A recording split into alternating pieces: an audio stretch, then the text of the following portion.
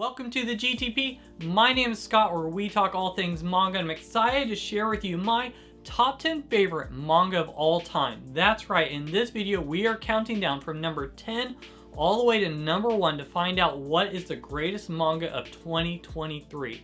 And if you're asking yourself, Scott, is there a reason behind how you pick your top 10? Why, yes, there is. You might also be asking yourself, Scott, what are some manga that's above your top 10 that you enjoy? Well, that question is also answered. If you click the top right hand corner, you can check out my top 20 manga of all time for this year, where in the introduction I give more explanation on how I choose to pick my favorite manga. And after this video, I'd love for you to share in the comments below, what is your top 10 favorite manga of all time?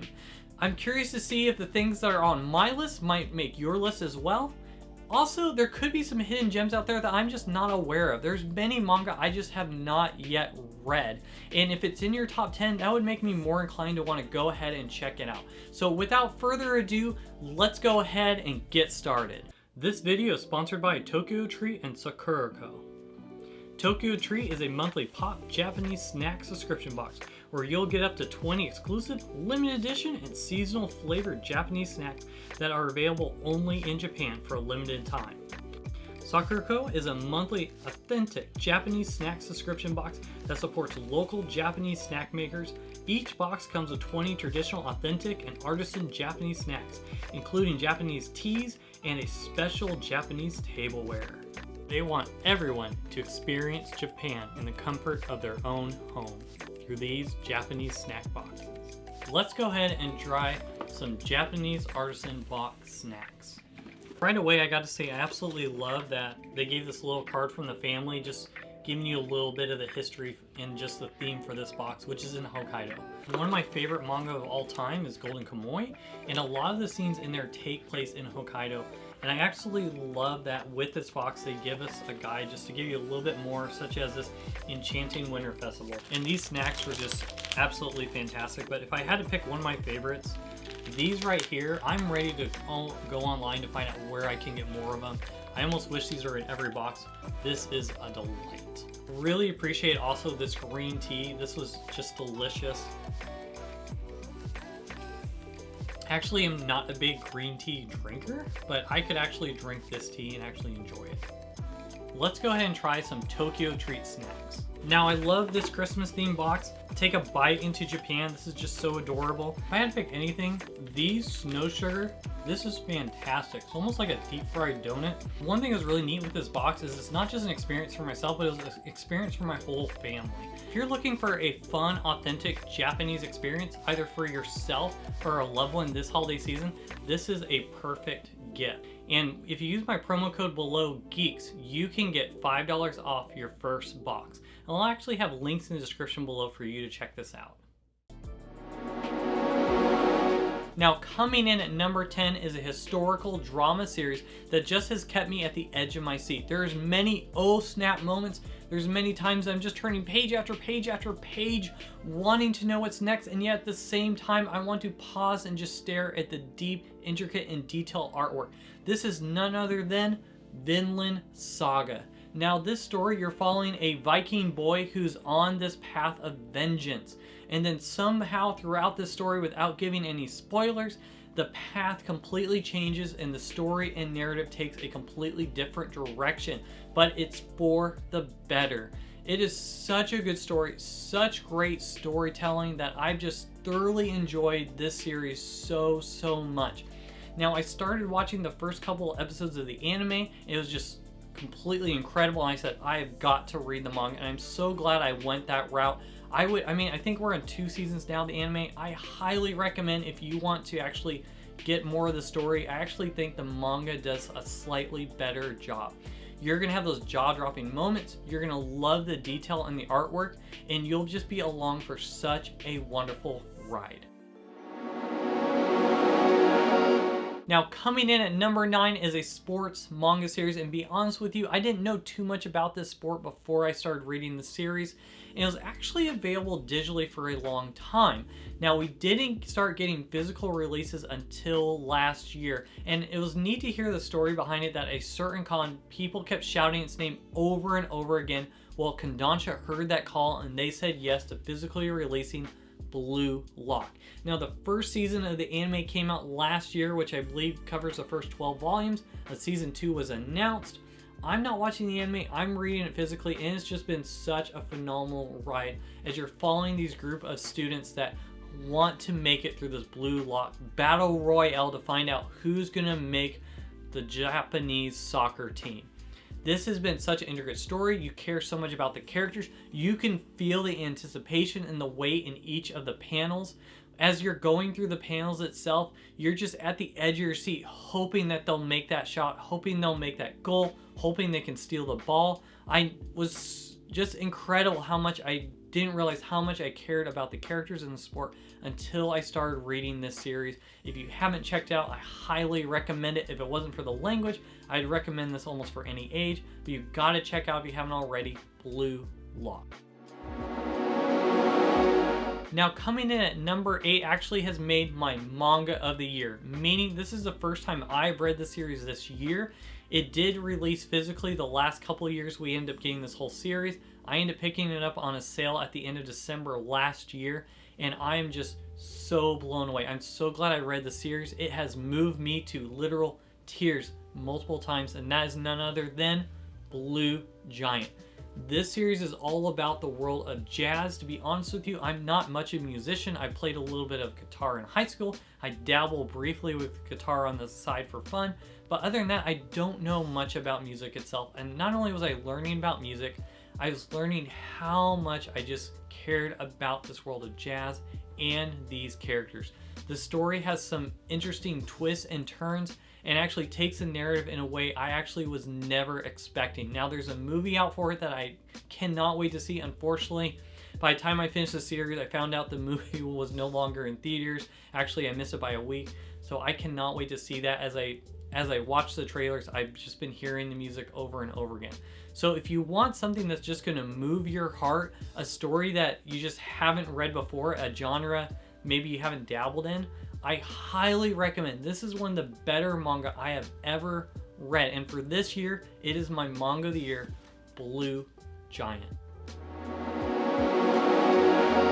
Now, coming in at number 7, I know is a controversial pick because this was the other manga that I got the most flack for last year. But this to me is the perfect cozy manga. When I am exhausted but I still want to read a manga, this is the one I gravitate towards more than any other series. This is the one when it's raining out, I just want to snuggle up with a warm blanket. That is none other than Komi Can't Communicate. This is such a funny, intricate series as you're following this girl Komi here, who has a communication disorder problem. Now, with that problem, she is scared and petrified in fear and frozen to be able to speak in front of others, and you follow this other protagonist as he helps her be able to gain 100 friends. Now, the series, it feels a little bit episodic, but at the same time, there's an overarching theme and story that continues on, and it is just such witty dialogue, many laugh out loud moments. I've just fallen so much in love with the series. Who had thought that we'd be at 30 volumes now? And it's neat to also see the main character continue to grow as the first, I think, 12 volumes goes through year 1, and then through, I think, volume 22, we get to year 2, and now we're following her in year 3 of school. And I'd love to find out what would happen in college, maybe even see her, skip a timeline and have her as an adult. But it has just been such a wonderful series, so many wonderful moments. It's just so wholesome. I can't recommend it enough. Komi Can't Communicate. Now, coming in at number 6 is a literally hidden gem of a series. It's a series I do not hear talked about enough. It's one that I've been shouting over and over again. I'm actually working on a review video for this just because I hope more people will check out this series. That is none other than Land of the Lustrous. This has been such a beautiful story, so much good storytelling happening as you're following this main character Floss here, who is actually the weaker of these crystals. Now, you're in this world that happens thousands of years later, and it's just so interesting what's going on as they're fighting. These different beings are coming from the moon, and you're trying to figure out who's this enemy, why are they fighting, what is going on behind the scenes. And just something so powerful with the story too has to deal with memories. As these different crystal beings that every time if they take too much damage, when they're restored, when their body heals, if part of their diamond was cut off, when they put that diamond back on, they lose some of their memories. And there's something just so powerful, I think, with that fear of being able to protect other people, fighting to be true to yourself, and yet at the same time, the fear of loss of losing your memory, not knowing certain things that happen. There's parts in this story that just take place hundreds and hundreds of years. So time doesn't really exist to the same point. So one person, while they're being repaired, they may wake up, it's 300 years later, and you feel that weight of that impact of what has happened in that 300 years since I haven't been awake. And then because you've lost some memories, what do I not know? What has happened that maybe I should know? Is there a part of me that should exist that doesn't anymore? And because the memory isn't there, I may not fully ever understand or know if it's something I needed to remember to begin with. So it's just been such a powerful series. I will be honest with you, the artwork took me a little bit to get into it, but after I was able to understand the artwork, it's just been such an incredible journey, and it's taken along the way in a path that I never expected for the series. So it's one, I hope I piqued your interest just a little bit. You've got to check out, at least read the first couple of volumes. Don't just start with the first volume and then stop. Read at least the second or third volume to get more of an idea if this is right for you. All right, we are now at the top 5. We are halfway there. And this is a series that I feel like I'm talking about in almost every video, as this series that came out last year has another just cozy read. This, to me, what Orange was before, this has replaced Orange. It is a series that just makes me want to be a better person. It's a series that made me learn so much more about how different people view life, as well as there's just such a group of friends that I wish I could be friends with myself. That is none other than Skip and Loafer. This is such a good series, such a good slice of life series. The anime came out, I believe, earlier this year. It's one that's just taken my heart away. I love seeing the different character perspectives. This is a story I wish I read when I was in high school. I wish I better understood what other people might be going through. If I read this series, I think I would have been a better friend. And there's something to be said about a manga series that after you read it, you're like, huh, I wonder what would have happened if I did this different myself. You can really feel the weight of these characters, and as they're trying to figure life out, as they're trying to find their purpose, and also how people recognize them and what's their identity. You have one girl that wants to be recognized for her art, but instead is just recognized for her looks.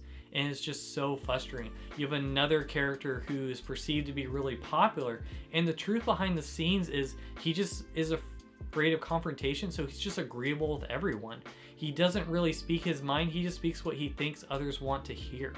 So that's how he's become popular, but that's not really who he is. So it's so good. If that intrigues you at all, it's one that you've got to check out if you've not already. It's another cozy manga you want to snuggle up to a blanket to, and yet learn and grow along the way. Skip and Loafer. Now coming in at number 4 is a manga series that is only 8 volumes, but each volume is so impactful and powerful. It recently got a Netflix adaptation, and that is Pluto. Mr. Asara is one of my favorite authors of all time, and this story is just so strong. I've never seen a story tell quite as well what would it look like if humans and robots coexisted in a way where robots are actually have similar rights as humans. It is very heart-moving as you're following this robot detective who looks almost human himself as he's trying to figure out the string of murders of some of the most powerful, smartest robots out there are being killed one by one. And the manga makes you feel smart.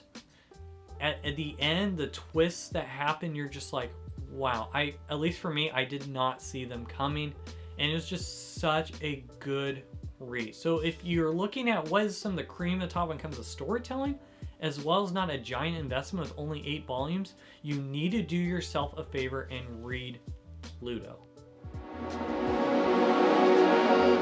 Now coming in at number 3 is a manga series also by Mr. Rosara that has flash forwards, it has flashbacks, as well as the present, as you're not really sure what is going on at different times, but this is some of the best storytelling I have ever experienced. It reminded me almost like the series Lost, except this one actually had an ending that I felt satisfied, and that is none other than 20th Century Boys.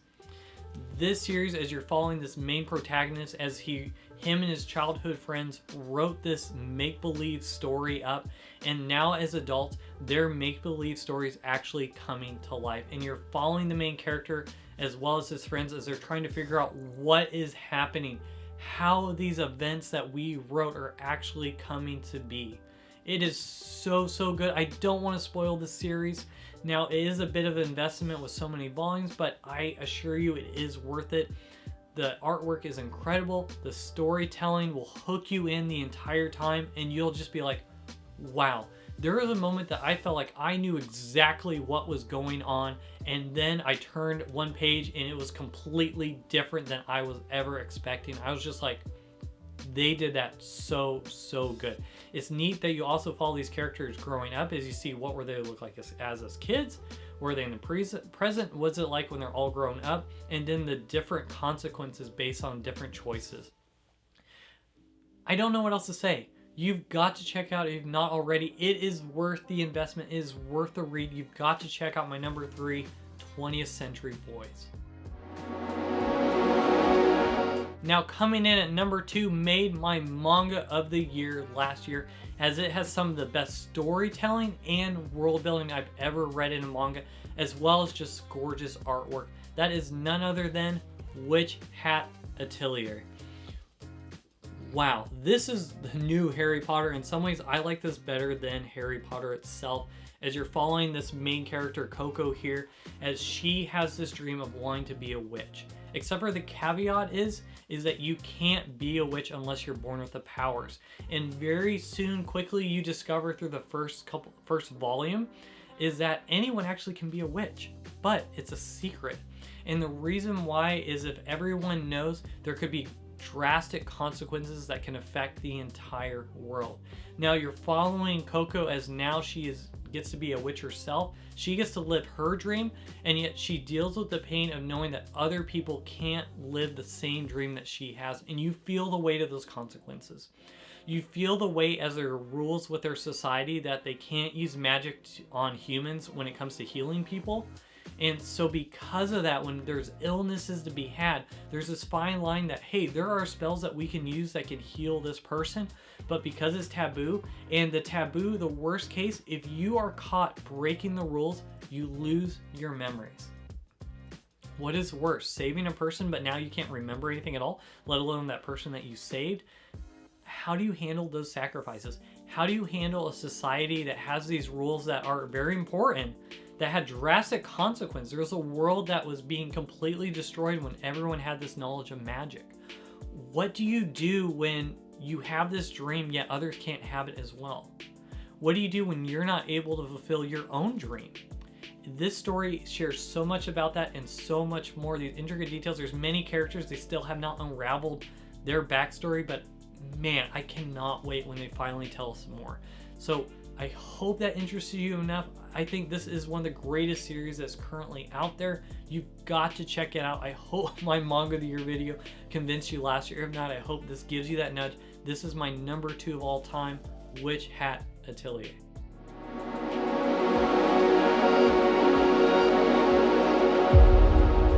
Now coming in at number 1 is a manga series with over 100 volumes, yet is still peak. And there's something to be said about a series that is past 100 volumes and is still good.